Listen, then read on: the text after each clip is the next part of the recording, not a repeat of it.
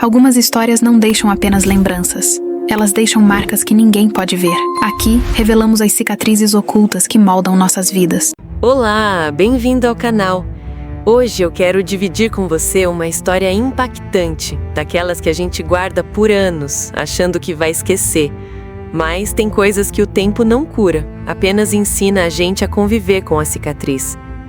Prepare-se, porque talvez você se reconheça nesse relato, na dor de descobrir que a base da sua vida, a sua família, foi construída sobre uma mentira.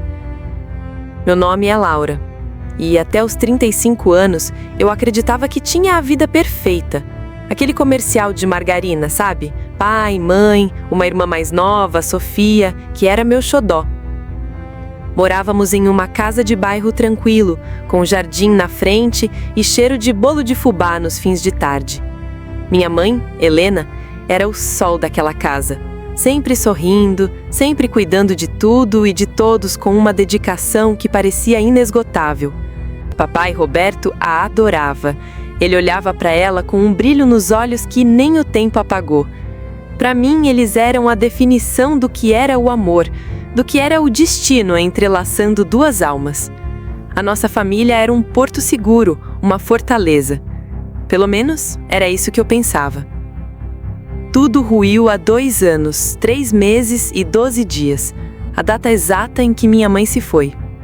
Um acidente de carro estúpido, rápido e brutal. De um segundo para o outro, o sol da nossa casa se apagou. O luto foi devastador, um buraco negro que engoliu as cores do mundo. Papai envelheceu 20 anos em 2 semanas. Sofia, sempre a mais forte, se tornou a rocha em que nos apoiamos, mas eu via a dor nos olhos dela. Foi durante a arrumação das coisas da mamãe, umas semanas depois, que o meu mundo de verdade acabou. No fundo do guarda-roupa dela, escondida debaixo de uma pilha de lençóis antigos, encontrei uma caixa de madeira escura, sem nada escrito. Eu me lembro do cheiro de cedro e naftalina quando abri. Dentro, não havia joias ou documentos. Havia cartas. Dezenas de cartas amarradas com uma fita de cetim vermelha já desbotada. A caligrafia não era do meu pai. Meu coração gelou. Eu não deveria ler, eu sei. Era uma invasão, um desrespeito à memória dela. Mas uma força maior, uma necessidade visceral de entender quem era aquela mulher além da figura de mãe perfeita, me compeliu. Sentei no chão do quarto, o cheiro dela ainda impregnado nos lençóis, e comecei a ler. A primeira carta começava com: Meu amor, Helena, cada dia longe de você é uma tortura. Roberto não desconfia de nada, não é? O nome do meu pai ali, escrito por outra pessoa, numa carta de amor para minha mãe, foi como um soco no estômago. O ar me faltou. Aquilo não era um simples segredo. Era o começo de uma traição que redefiniria toda a minha existência. E o pior ainda estava por vir, escondido nas próximas linhas daquelas folhas amareladas pelo tempo. Com as mãos trêmulas, eu continuei a devorar aquelas cartas, uma após a outra. Cada palavra era uma facada na imagem imaculada que eu tinha da minha mãe. O autor das cartas era Ricardo, o melhor amigo do meu pai desde a faculdade. O tio Ricardo, que frequentou a nossa casa por anos, que me viu crescer, que era padrinho da minha irmã, Sofia. A traição não era anônima. Ela tinha um rosto familiar, um sorriso que eu conhecia, um abraço que eu já tinha recebido tantas vezes. A náusea subiu pela minha garganta. As cartas narravam um romance tórrido, clandestino, que durou quase 5 anos. Eles se encontravam às escondidas, trocavam juras de amor enquanto meu pai trabalhava para dar o melhor para nossa família. Eu me sentia suja, cúmplice de um segredo que nem sabia que existia. As datas das cartas eram o mais aterrorizante. O caso começou pouco antes da minha mãe engravidar da Sofia. E então, eu li a frase que partiu a minha alma em 1000 pedaços. Numa das últimas cartas, Ricardo escreveu: Helena, meu amor, não podemos mais adiar. Sofia é minha filha. Ela tem os meus olhos, o meu sangue. Viver vendo Roberto a criar como se fosse dele é a minha penitência, o meu karma. Mas ela precisa saber a verdade um dia. Eu parei de respirar. Sofia, minha irmã, a rocha da família, fruto de uma mentira. Meu pai, meu pobre pai que amava aquela menina com toda a sua força, não era o pai dela. A dor se transformou em uma raiva fria, cortante. Raiva da minha mãe por sua fraqueza, raiva de Ricardo por sua covardia e uma pena infinita pelo meu pai que viveu uma farsa por mais de 25 anos. O castelo de cartas que era minha vida desabou. Cada memória feliz da nossa infância se tornou uma cena de um teatro macabro. Os almoços de domingo, os aniversários, as viagens em família, tudo era uma mentira. Como minha mãe pôde olhar nos olhos do meu pai todos os dias? Como ela pôde nos criar, a mim e a Sofia, lado a lado, sabendo de um segredo tão devastador? A mágoa era tão profunda que parecia física. Era um peso no peito que me impedia de respirar direito.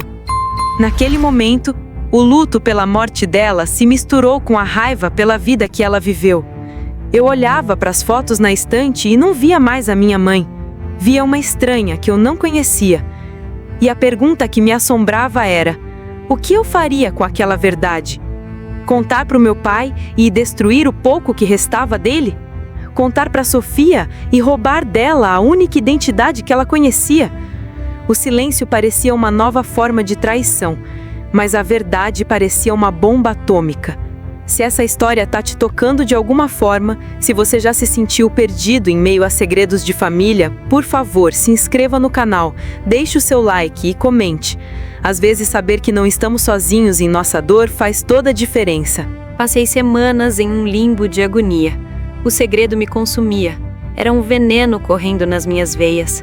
Eu mal conseguia olhar para o meu pai sem sentir uma culpa esmagadora. Cada vez que ele falava com orgulho da Sofia, da sua inteligência, do seu jeito, meu estômago se revirava. E olhar para minha irmã era ainda pior. Eu a via rindo, vivendo a vida dela, completamente alheia à bomba que estava prestes a explodir e destruir seu mundo. Eu me afastei de todos, inventando desculpas no trabalho, evitando os encontros de família. Eu precisava de tempo para decidir, mas o tempo só aumentava o peso da mágoa. O destino, ou talvez o mais puro acaso, tomou a decisão por mim. Numa tarde de sábado, Sofia apareceu na minha casa sem avisar. Ela estava preocupada com meu sumiço. "Laura, o que está acontecendo? Você não é assim", ela disse, com aquela doçura que agora me parecia tão frágil. Eu não aguentei. Desabei a chorar, um choro compulsivo, desesperado, de semanas de dor acumulada. Ela me abraçou, assustada, e foi naquele abraço, sentindo o calor da minha irmã, que eu soube que não podia mais mentir. Eu a guiei até o sofá, peguei a caixa de madeira e coloquei no colo dela. "Você precisa ver isso, e precisa me prometer que vai me ouvir até o fim." Enquanto ela lia, o rosto dela passou por todas as fases do luto: negação, confusão, raiva e, por fim, um desespero silencioso e aterrorizante. Os olhos dela, que eram sempre tão cheios de vida, ficaram vazios. Quando terminou, ela não chorou, apenas sussurrou: "Então, a minha vida inteira é uma mentira?" Naquele momento, eu odiei a minha mãe com todas as minhas forças. Odiei a traição dela, o egoísmo que gerou aquela catástrofe. A nossa conversa que se seguiu foi a mais difícil da minha vida. Não havia respostas fáceis. Havia apenas dor, duas irmãs tentando encontrar um chão em meio a um terremoto. Decidimos juntas que meu pai não merecia saber, não agora. A verdade o mataria de tristeza. A prioridade era nos protegermos, nos reerguermos. Mas o karma tem seus próprios planos. Na semana seguinte, Ricardo nos procurou. Parece que com a morte da mamãe, o peso da culpa se tornou insuportável para ele também. Ele queria se redimir, queria fazer parte da vida de Sofia. A minha vontade era de gritar, de expulsá-lo, de fazê-lo pagar por cada lágrima.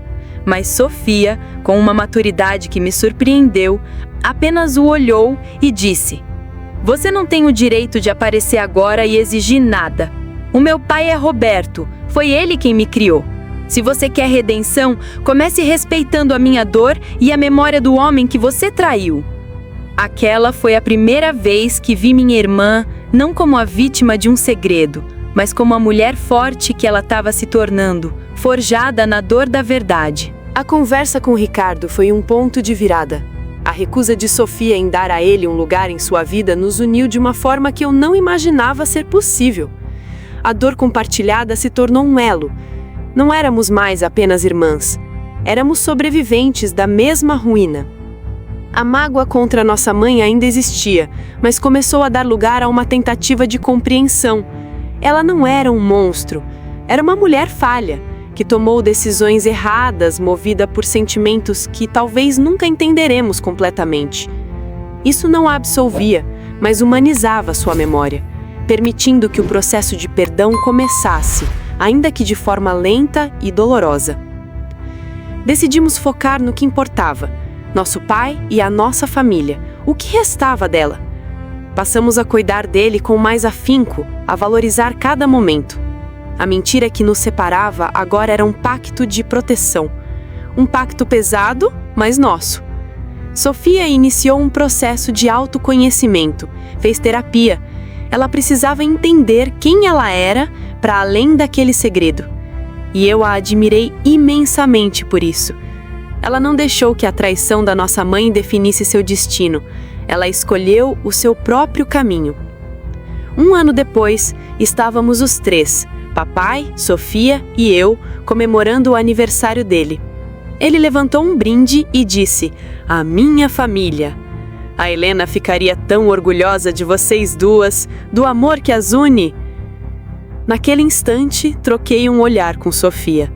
Um olhar de cumplicidade, de dor, mas também de amor incondicional. A mentira estava ali, pairando entre nós, mas o amor também estava. E naquele momento, o amor era mais forte. Entendi que o perdão não é esquecer. Perdoar a minha mãe não significava apagar a dor que ela causou. Significava libertar a mim mesma do peso da raiva, da mágoa. Significava aceitar que a nossa família não era perfeita, mas era real. Era feita de cacos, mas ainda era nossa. A jornada é longa. Há dias em que a raiva volta com força. Há dias em que a tristeza parece insuperável, mas há dias em que eu olho para minha irmã, vejo a força dela, olho para o meu pai, vejo o amor inocente dele e sinto uma pontada de esperança. O segredo não nos destruiu. Ele nos quebrou, sim, mas estamos nos reconstruindo, pedaço por pedaço, em uma base mais honesta, ainda que dolorosa. E talvez essa seja a maior lição. Que a família perfeita não existe. O que existe é a família que resiste, que se adapta e que escolhe o amor, mesmo quando o perdão parece impossível. Se essa história te tocou de alguma forma, se inscreva no canal e compartilhe com alguém que precisa ouvir isso. Deixe nos comentários a sua história também. Às vezes, desabafar é o primeiro passo para se libertar. Até a próxima!